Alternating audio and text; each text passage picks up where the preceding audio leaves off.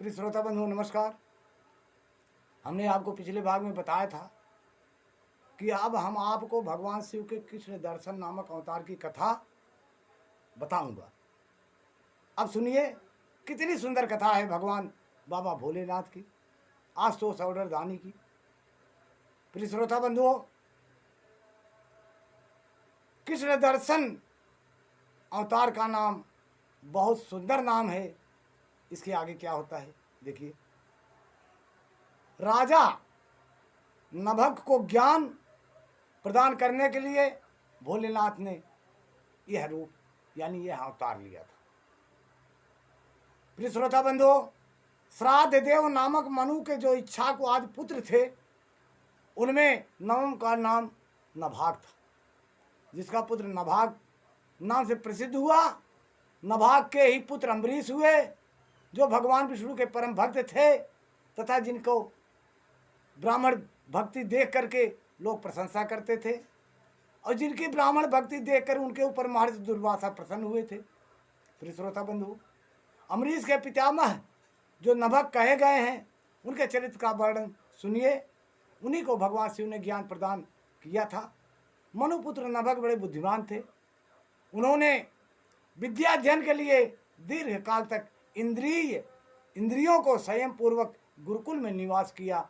इसी बीच से इच्छा को आदि भाइयों ने नभक के लिए कोई भाग न देकर पिता की संपत्ति आपस में बांट ली और अपना अपना भाग लेकर वे उत्तम रीति से राज्य का पालन करने लगे। अन्याय किया उन्होंने। उन सब ने पिता की आज्ञा से ही धन का बंटवारा किया था, किंतु काल के पश्चात ब्रह्मचारी नभक गुरुकुल से संगोपास वेदों का अध्ययन करके वहाँ आए। उन्होंने देखा सब भाई सारी संपत्ति का बंटवारा करके अपना अपना भाग ले चुके हैं।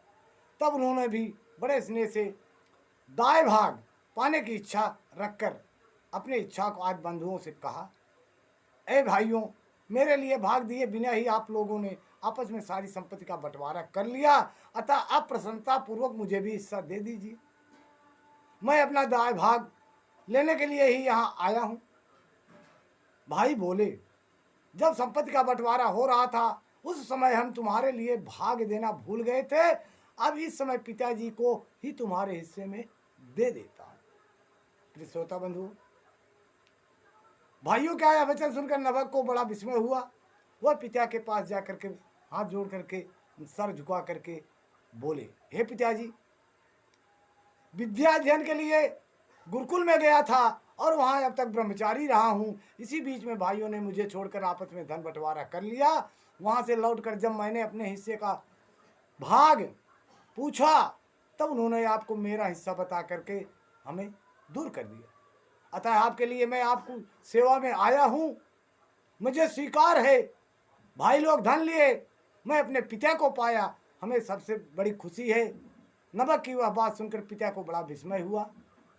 श्राद्ध देव ने पुत्र को आश्वासन देते हुए कहा, बेटा, भाइयों को उस बात पर विश्वास न करो, वह उन्होंने तुम्हें ठगने के लिए कहा है।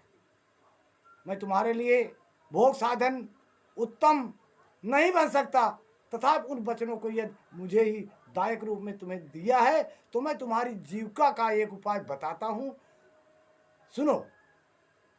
इन दिनों उत्तम बुद्धि वाले आंगिरस गोत्री ब्राह्मण एक बहुत बड़ा यज्ञ कर रहे हैं। उस कर्म में प्रत्येक छठे दिन का कार्य वे ठीक ठीक नहीं समझ पाते, उसमें उनमें भूल हो जाती है। तुम वहाँ जाओ और उन ब्राह्मणों को विश्वेद संबंधी 2 सूत्र बतला दिया करो, इससे वह यज्ञ शुद्ध रूप से संपादित होगी। वह यज्ञ समाप्त होने पे ब्राह्मण जब स्वर्ग को जाने लगे, उनमें से संतुष्ट होकर अपने यज्ञ से बचा हुआ सारा धन तुम्हें दे देंगे। प्रिय श्रोता बंधु, पिता की यह बात सुनकर सत्यवादी नभक बड़ी प्रसन्नता के साथ उस उत्तम यज्ञ में गए। प्रिय श्रोता गए, उसके बाद आगे क्या होता है ये आपको अगले भाग में बताऊंगा।